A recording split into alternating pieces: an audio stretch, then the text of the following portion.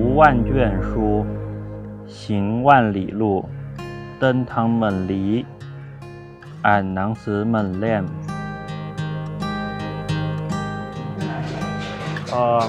พี่ครับเอากะเพราหมูกรอบพิเศษกินนี่ครับครับผมครับผมสังคมจีนประชากรมันเยอะก็เลยทุกอย่างต้องแย่งกันกินข้าวอาหารต้องแย่งก็เลยอาหารที่ประเทศจีนเนี่ยแพงมากที่เมืองไทยอาจจะค่าครองชีพไม่ค่อยเยอะเท่าไหร่ครับอย่างเช่นเรามากินข้าวกะเพรา50 60ก็ได้พิเศษแล้วใช่ไหมครับที่ปักกิ่งเซี่ยงไฮ้อาจจะต้อง15หยวน20หยวนก็ประมาณ100กว่าบาทครับตอนแรกอะครับผมไม่ได้ตั้งใจประสงค์ที่จะมาเลือกเรียนภาษาไทยนะครับตั้งแต่แรกหลังจากเรียนแล้วเนี่ยผมรู้สึกว่าชอบแล้วก็จนทุกวันนี้ผมก็ใช้ภาษาไทยมาทำมาโดยตลอดเลยแรงงานจีนไม่ใช่เรื่องแรงงานนะมันเป็นเรื่องเศรษฐกิจเรื่องความมั่นคงไว้ด้วยนะจีนเนี่ยถูกตะวันตกทำสงครามการค้าทำสงครามเทคโนโลยีทำสงครามการเงินสารพัดเขาเลยปักหมุดว่าตลาดอาเซียนจะเป็นตลาดหลักของเขาขณะนี้และยอดการค้าระหว่างอาเซียนกับจีนตอนนี้นะมากกว่าอเมริกาและยุโรปเขาจึงไม่ยอมที่จะให้อาเซียนหลุดมือจากตลาดการค้าเขาหรอก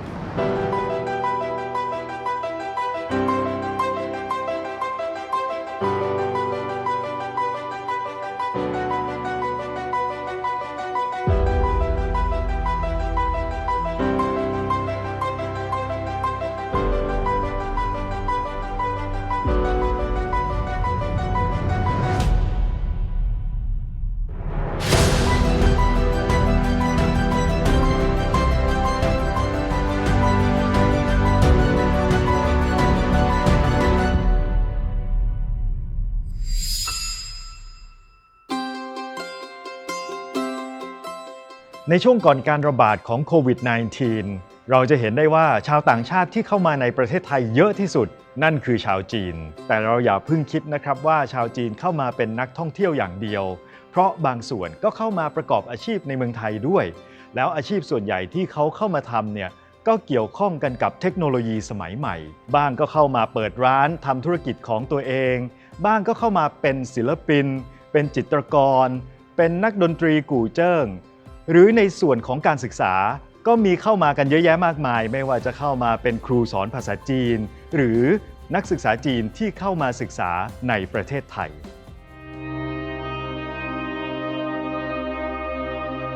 คำที่เราได้ยินในวงการวิชาการเนี่ยที่อ้างอิงกันก็คือคำว่าซินอีหมินก็หมายถึงชาวจีนพ้นทะเลรุ่นใหม่ที่เข้ามาในประเทศปลายทางเนี่ยแล้วเขาก็ใช้ชีวิตอยู่ในประเทศนั้นในระยะหนึ่งแต่ถามว่าคนจีนเขาโอเคกับคำนี้ไหมคำที่เขาอยากจะให้เรียกเนี่ยเขาบอกว่าเขาคือจงกัวเหรินเขาคือคนจีนแต่ถ้าอยากจะใช้คำเรียกนั้นน่ะเขาบอกว่าอาจจะใช้คำว่าซินเฉียวคำว่าซินเฉียวก็หมายถึงชาวจีนพ้นทะเลยุคใหม่ที่เดินทางมาในหลังปี1980มีการใช้ชีวิตอยู่ในประเทศนั้นน่ะในเรื่องของการค้าการลงทุนหรือการศึกษาเนี่ยในระยะหนึ่งแล้วหลังจากนั้นเนี่ยเขาก็กลับประเทศ大家好，我叫林一凡，本科毕业于上海外国语大学泰语专业，硕士的话是毕业于中央龙工大学法学院。那么目前的话呢，也在泰国已经有工作10年多的时间了。ลินอี้ฟานหรือคุณเต้ยตอนนี้เขาก็ทำงานอยู่ในบริษัทขนส่งสินค้ารองรับธุรกิจออนไลน์ตำแหน่งงานระดับผู้จัดการเลยล่ะครับที่นี่สถานีตลาดโพคือประเทศไทยเนี่ยสำหรับคนจีนนะคะว่าประเทศไทยเนี่ยเป็นประเทศที่น่าอยู่มากน่าอยู่เพราะว่าอาหารน่ากินอร่อยแล้วก็สภาพอากาศสภาพชีวิตการให้บริการต่างๆก็เป็นมิตรนะคะคนไทยก็น่ารักก็ให้บริการอย่างดีคือการแข่งขันของจีนเนี่ยก็คือต้องบอกว่ามันแข่งขันสูงอยู่แล้วเพราะว่าเนื่องจากว่าประชากรเราเยอะสมัยก่อนเนี่ยยิ่งสูงเลยก็ต้องบอกว่าตอนนี้มันก็อาจจะลดน้อยลงแล้วเนื่องจากว่าประชากรมันจะน้อยลงกว่าสมัยก่อนอาจจะไม่ได้เยอะเท่าสมัยก่อนแล้วจีนเนี่ยค่าครองชีพสูงนะฮะมันก็เป็นเรื่องความจริงอยู่แล้วนะคะโดยเฉพาะเมืองใหญ่อย่างเช่นเซี่ยงไฮ้ปักกิ่งจะมีคำพูดติดปากของทุกคนว่าเซี่ยงไฮ้เนี่ยก็คือ3เดือนเปลี่ยนครั้งเล็ก1ปีเปลี่ยนครั้งใหญ่นั่นหมายถึงว่าทุกอย่างมันก็เปลี่ยนไปรวดเร็วพอสมควรนะครับในเมืองใหญ่ๆของนครเซี่ยงไฮ้แล้วก็ประเทศในนครอื่นด้วยนะครับ อันนี้ก็จะเป็นโจทย์นโยบายของจีนพยายามที่จะพัฒนาอินฟราสตรักเจอร์ให้ทันสมัยมากขึ้นจากแต่ก่อนอาจจะมีความล้าหลังอยู่บ้างนะครับก็เลยอยากให้เปลี่ยนเป็นทันสมัยมากขึ้นเพราะฉะนั้นค่าครองชีพต่างๆก็จะแพงขึ้นไปด้วยเนื่องจากว่าวัตถุดิบแพงขึ้นค่าแรงมันก็แพงขึ้นทุกอย่างทำให้ก็คือค่าครองชีพมันก็แพงขึ้นไปด้วยรวมไปถึงค่าบ้านนะครับค่าคอนโดนะครับก็ยิ่งแพงทวีหลายเท่าตัวเลยจากคอนโดที่ไทยหลังหนึ่งก็5 ล้าน6 ล้านบางทีแถวแยกอโศกพระราม 9 6 ล้านก็ซื้อได้นะอาจจะเล็กไปหน่อยหนึ่งนะครับแต่ว่าราคานี้ต้องบอกว่าไม่มีทางที่จะซื้อได้ในประเทศจีนก็10 ล้านขึ้นไปอันนี้ก็ถือว่าห้องไม่ได้ใหญ่มากนะเล็กเหมือนกันนะครับประมาณต้องแต่ว่า10 ล้านขึ้นไปรุ่นผมเป็นรุ่นที่เคยผ่านความยากไร้มาเกิดปี1967หรือ2510นะตอนนั้นประเทศจีนเรียกว่าประเทศสาธารณรัฐประชาชนจีนเพิ่งสถาปนามา18 ปียังไม่ครบ20 ปีเลยตอนนั้นจีนเพิ่งสร้างประเทศขึ้นมาแล้วก็จากที่ผ่านมาก็เป็นสงครามตลอดไงแล้วก็สร้างประเทศขึ้นมาแล้วก็เจอสงครามเกาหลีอีกจีนก็ภายในประเทศนโยบายของรัฐก็พยายามพัฒนาประเทศไงแต่ว่าก็คือจากศูนย์มันขึ้นมาไงก็เคยลำบากรัฐบาลจีนเนี่ยเขาเน้นประชาชนเป็นใหญ่ก็คือรัฐบาลเนี่ยดูแลประชาชนทุกอย่างเหมือนกับว่าควบคุมทุกอย่างเมื่อจีนได้เปิดตลาดเศรษฐกิจทุนนิยมขึ้นมาตั้งแต่ปี 1978-1980 นี่นะการเติบโตอย่างรวดเร็วของอุตสาหกรรมมันทำให้พื้นที่เกษตรมันถูกพื้นที่อุตสาหกรรมเนี่ยลุกก็ไปถึงกำลังล้ำเส้นแดง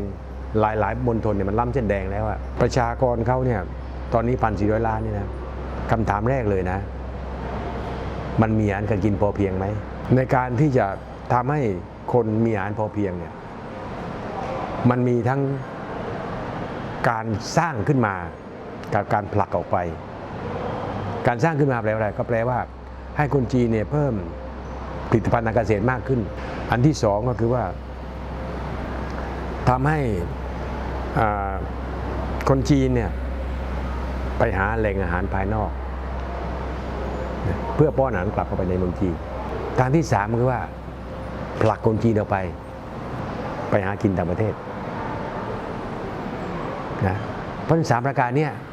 มันจะทำให้คนจีนไม่ขาดแคลนอาหารไอ้ตัวสุดท้ายนี่แหละมันกระทบกับเราคนที่ออกไปเนี่ยเขาจะไปทำดีหรือไม่ดีอย่างไรนะก็เป็นเรื่องของประเทศที่รองรับเขาไงมันไม่ใช่หน้าที่ของคนจีนที่จะไปตามไปแก้ตรงนี้เซี่ยงไฮ้แล้วก็นี่ฮกเกี้ยนแล้วก็แต้จิ๋วคือจังหวัดตรงนี้ชาวจีนรุ่นใหม่ที่ย้ายถิ่นเข้ามาในประเทศไทยสามารถแบ่งออกได้เป็น 4 กลุ่มกลุ่มแรกประกอบด้วยผู้ที่ย้ายถิ่นฐานเข้ามาเพื่อทำธุรกิจซึ่งจะอยู่ในกรุงเทพเป็นหลักรวมไปถึงผู้ที่มาทำงานกับทางภาครัฐหรือเอกชนครูอาสาสมัครแล้วก็นักแปลด้วยครับกลุ่มที่ 2มาเพื่อการศึกษาในทุกระดับโดยเฉพาะอย่างยิ่งนักศึกษาระดับอุดมศึกษาซึ่งส่วนใหญ่ก็อยู่ในกรุงเทพแล้วก็เชียงใหม่กลุ่มที่ 3เป็นผู้คนที่ย้ายถิ่นมาเพื่อเปลี่ยนวิถีชีวิตกลุ่มนี้มุ่งมาประเทศไทยเพราะว่าเขาหลงไหลในวิถีชีวิตและวัฒนธรรมของเรากลุ่มที่ 4คือกลุ่มคนใน3 กลุ่มข้างต้นที่เขาเปลี่ยนไปทำธุรกิจอีคอมเมิร์ซและขายสินค้าไทยแล้วก็แบรนด์จากต่างประเทศให้กับลูกค้าชาวจีนครับ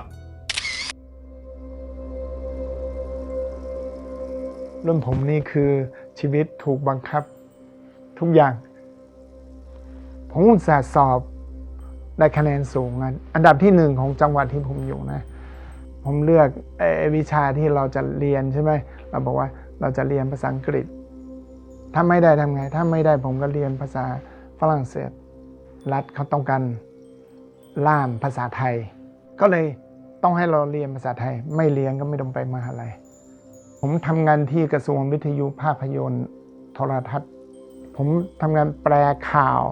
จากภาษาจีนเป็นไทยแล้วก็ไปอ่านข่าวเป็นผู้ประกาศข่าวที่วิทยุด้วยผมทำงานที่วิทยุปักกิ่ง7 ปีนะครับขอEarly Retireมาตอนอายุ30ครับจูนฟาน นอกจากเรียนภาษาไทยและเคยเป็นล่ามให้กับรัฐบาลในเมืองจีนแล้วยังเคยมาบวชที่วัดปากน้ำก่อนจะย้ายมาทำงานในเมืองไทยตอนนี้มีบริษัทรับแปลภาษาจีนบริษัททัวร์นอกจากนั้นเขายังเป็นล่ามให้กับบุคคลสำคัญในงานระดับประเทศของเมืองไทยด้วย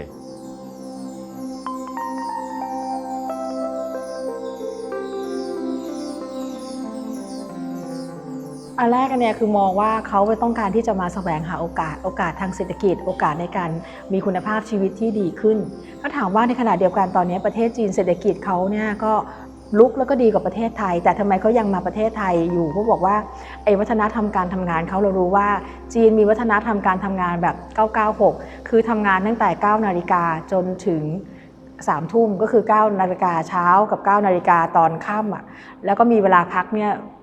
แทบจะน้อยมากและการทำงานคือ6 วันก็เป็นที่มาของวัฒนธรรมการทำงานแบบ996เพราะการที่มาประเทศไทยปั๊บเนี่ยเขาบอกว่าแรงกดดันและเพรสเชอร์ต่างๆที่ในการทำงานเนี่ยมันได้ลดลงยาลี่ตรงนี้ที่เขาเรียกว่าเป็นแรงกดดันเนี่ยยาลี่เขาบอกว่าพอมาอยู่ประเทศไทยแทบไม่มี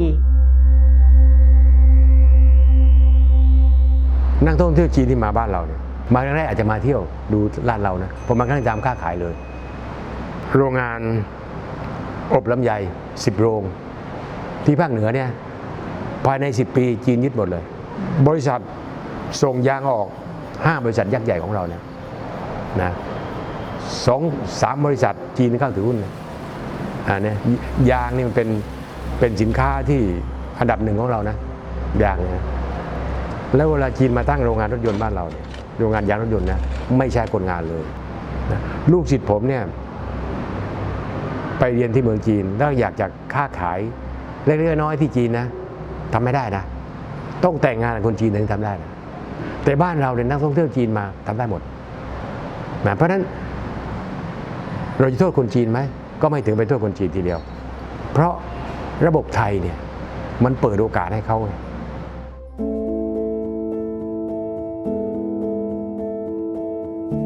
พ่อของผมนะครับบังคับผมให้เรียนเลยเพราะว่าตอนนั้นที่ผมสอบเข้ามหาลัยครับก็จะให้เลือกระหว่างภาษาพม่าภาษาลาวภาษาเวียดนามภาษากัมพูชากับภาษาไทยครับแล้วก็พ่อของผมก็อยากให้ผมเลือกระหว่าง5 ภาษานี้ครับตอนนั้นผมก็เลือกแบบภาษาเวียดนามครับแต่ว่าพ่อของผมก็มองเห็นว่าที่เมืองไทยค่ะเศรษฐกิจดีแล้วก็มีนักท่องเที่ยวเยอะด้วยอาจจะเรียนจบแล้วมีงานทำแล้วก็ได้รายได้ดีด้วยก็เลยบังคับผมให้มาเรียนภาษาไทยครับก็ยอมรับว่าตรงนี้ที่เมืองจีนก็จะการแข่งขันเยอะกว่าเมืองไทยครับแล้วก็อาจจะเราเรียนจบแล้วอาจจะหางานทางยากครับแต่ว่าในฐานะที่คนต่างชาติที่อยู่ในเมืองไทยครับก็รู้สึกว่าหางานง่ายกว่าครับก็จะมีข้อเลือกหลายอย่างเลยอย่างเช่นเราจะเป็นล่ามได้เป็นไกด์ได้แล้วว่าเป็นอาจารย์สอนภาษาจีนได้อันนี้ครับทั้งหมดจะเยอะกว่าแล้วก็รายได้ถ้าเทียบกับคนไทยก็จะเยอะกว่าครับ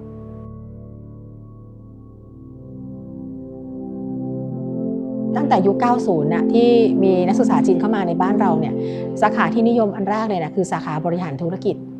สาขาที่2เนี่ยคือสาขาภาษาอังกฤษเขาบอกอ้าวทำไมมาเรียนภาษาอังกฤษที่เมืองไทยเขาบอกว่าก็ค่าใช้จ่ายในการเรียนของเราเนี่ยมันถูกกว่าในประเทศพวกยุโรปออสเตรเลียประเทศใช้ภาษาอังกฤษแต่จบไปก็มีคุณภาพได้เหมือนกันอีกกลุ่มนึงนี่ก็คือ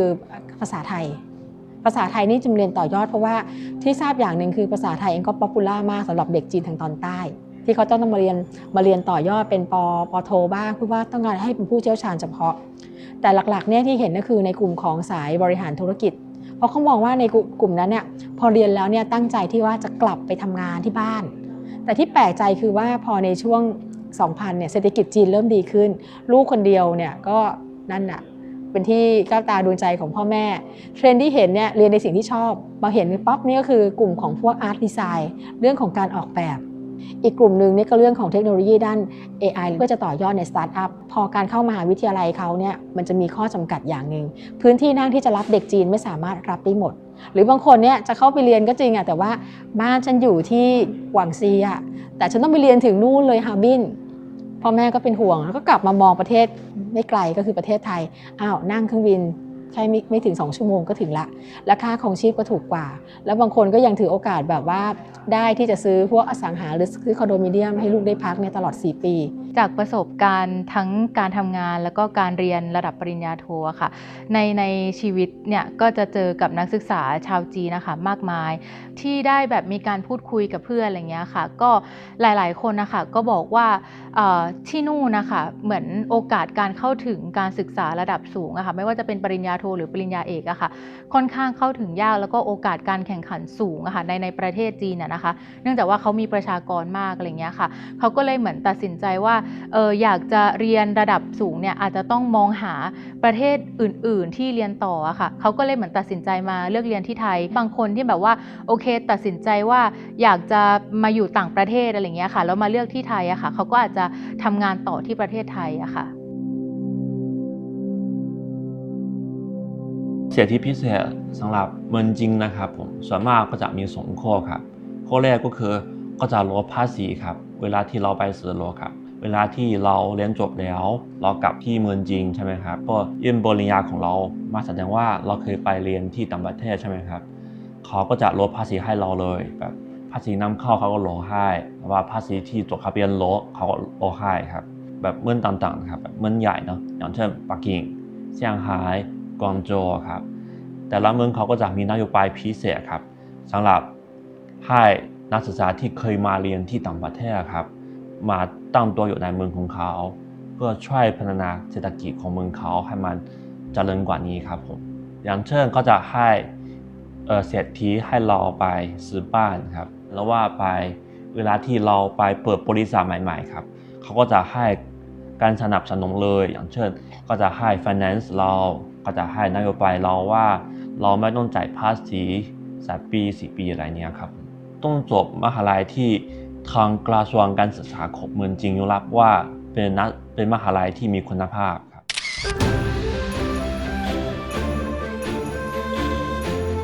ยุทธศาสตร์ BRI นะคะ Belt and Road Initiative เนี่ยก็คือหรือว่าที่เรารู้จักกันในชื่อเดิมที่ว่า One Belt One Road อันนี้ก็คือเป็นยุทธศาสตร์หนึ่งของจีนนะคะที่ว่าเขาต้องการที่จะเชื่อม3 ทวีปไม่ว่าเอเชีย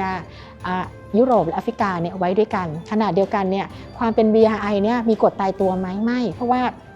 ข้อของ BRI เนี่ยจะยืดหยุ่นไปตามแต่ละประเทศแต่ละภูมิภาคความเหมาะสมในแต่ที่นั่นแล้วเมื่อเกิดยุทธศาสตร์ BRI ปั๊บเนี่ยมันก็ยิ่งกับสนับสนุนนโยบาย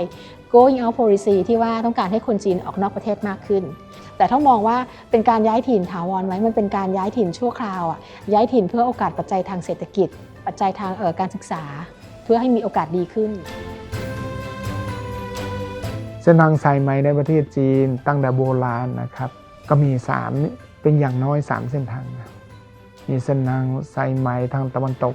ที่ไปทางเอเชียกลางไปทางยุโรปเนี่ยนะเราก็มีเส้นทางสายไหมสายใต้แล้วก็มีเส้นทางสายไหมทางทะเลนะครับออกทะเลเลยไปทั่วโลกเลยนะครับช่วง 2001 ที่จีนเริ่มเป็นสมาชิกขององค์การค้าโลก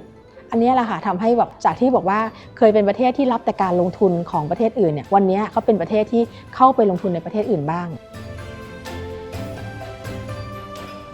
นั่นหมายถึงว่าการเข้ามาของคนจีนรุ่นใหม่ก้าวไกลไปมากอย่างที่เราคาดไม่ถึงแต่การเข้ามาอาศัยในเมืองไทยเป็นจำนวนมากจึงทำให้เกิดวัฒนธรรมของคนจีนรุ่นใหม่ขึ้นตัวอย่างเช่นร้านหมาล่าในสไตล์จีนซึ่งเกิดขึ้นเยอะแยะมากมายบางร้านก็มีเจ้าของเป็นคนไทยอันเนี้ยก็นับว่าเป็นการผสมผสานกันระหว่างคน2 วัฒนธรรม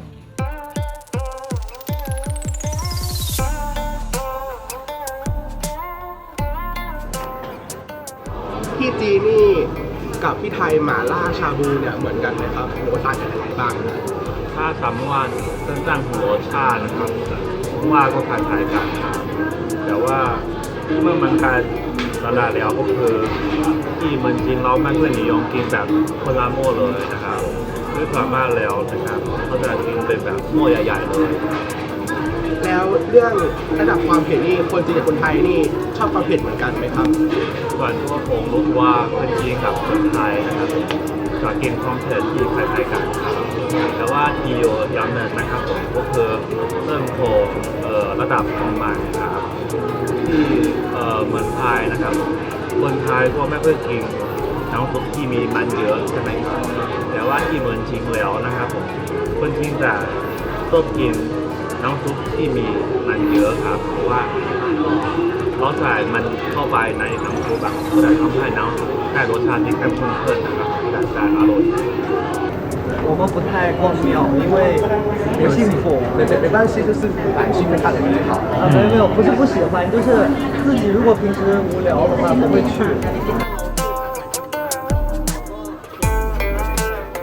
เราสืบทอดมาจากความคิดคมจือครับก็คือกตัญญูเป็นหัวใจที่สำคัญของสังคมจีนครับก็คือลูกหลานจะต้องกตัญญูให้กับพ่อแม่ให้กับปู่ย่าตายายครับทั้งสังคมก็ยังถือว่านี่เป็นค่านิยมสำคัญของคนจีนครับถึงแม้ว่าตัวนี้เรายังไม่ได้อยู่ใกล้กับพ่อแม่แต่คิดว่าในอนาคตก็ต้องกลับไปดูแลที่อื่นยังเป็นเรื่องที่ไม่ค่อยสำคัญถ้าเทียบกับเรื่องของพ่อแม่ครับผมเชื่อว่าเด็กเหล่านี้ไม่มีใครเขาตั้งใจจะมาอยู่ที่นี่ตลอดเพราะอะไรวัฒนธรรมจีนนะครับมันปลูกฝังไว้แล้วว่าทุกคนเนี่ยพออายุมากขึ้นต้องกลับไปภูมิลำเนาเดิมที่เดิมต้องกลับไปอยู่นะครับและอย่างคนจีนก็บอกว่าใบไม้ที่ร่วงลงมาต้องไปอยู่กับรากไม้ต้นนั้นก็แปลว่าตายก็ต้องกลับไปตายที่เดิมไงถ้าในแง่เศรษฐศาสตร์นะแรงงานจีนเป็นแรงงานที่มี productivity สูงกว่าแรงงานไทยนิยมรับแต่ถามว่า productivity หรือผลิตภาพที่คนจีนสร้างขึ้นมาเนี่ยมันอยู่ในเมืองไทยหรือเปล่าต่างหากถ้าทุกสิ่งที่เขาสร้างขึ้นมานั้นเนี่ยอยู่ในเมืองไทยมันโอเคเงินส่วนใหญ่มันส่งไปจีนนะเวลากินข้าวกินของมันต้องกินของจีนอ่ะมันก็กลับจีนอีกอ่ะมันจะเป็นอย่างเงี้ยอันนี้เป็นเรื่องที่ต้องคิดนะว่าตกลงแรงงานจีนเนี่ยมันสร้างผลบวกให้กับเรามากกว่าผลลบหรือเปล่าไม่มีงานวิจัยพิสูจน์像衣服的话，我的思维就是从上到下，然后从里到外。那你外คนจีนยุคใหม่ที่เข้ามาในเมืองไทยก็ด้วยความที่เขาอยากจะพัฒนาศักยภาพของตัวเองแล้วก็หาโอกาสให้กับตัวเองการผสมผสานกันระหว่างวัฒนธรรมจีนไทยอาจจะไม่ชัดเจนเหมือนกับชาวจีนอพยพในยุคก่อนๆแต่การอยู่ร่วมกันบนสังคมพหุวัฒนธรรมนั้นเกิดขึ้นอย่างแน่นอนเพราะฉะนั้นการทำความเข้าใจและการเรียนรู้ที่จะอยู่ร่วมกันบนความแตกต่างนี่คือสิ่งสำคัญที่จะพาเราทั้งหมดก้าวไปข้างหน้าพร้อมๆกัน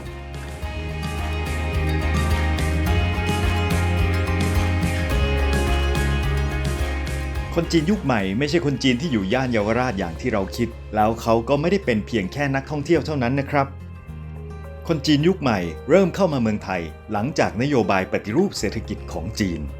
ช่วงแรกก็เข้ามาเป็นครูสอนภาษาเป็นล่ามเป็นศิลปินแขนงต่างๆปัจจุบันคนจีนยุคใหม่เข้ามาพร้อมความสามารถทางเทคโนโลยีบ้างก็มาทำธุรกิจบางส่วนก็เข้ามาเป็นนักศึกษาเขาไม่ได้มาแบบเสื่อผืนหมอนใบเหมือนสมัยก่อนอีกแล้วนะครับที่สำคัญคนจีนยุคใหม่เข้ามาด้วยสิ่งใหม่ๆและเปิดมิติใหม่หลายอย่างในสังคมไทยตั้งแต่อุตสาหกรรมล้ำสมัยไฮเทคธุรกิจสตาร์ทอัพไปจนถึงร้านหมาล่าหลายคนอาจกังวลคลื่นลูกใหม่ของจีนที่ถาโถมเข้ามาลูกแล้วลูกเล่าสิ่งต่างๆเหล่านี้กำลังคอยบอกเราให้เตรียมตัวให้ดีและสนุกไปกับการโต้คลื่นให้พลังของคลื่นช่วยพาเราไปข้างหน้าไม่เช่นนั้นเราอาจจะอยู่ใต้คลื่นก็ได้ใครจะรู้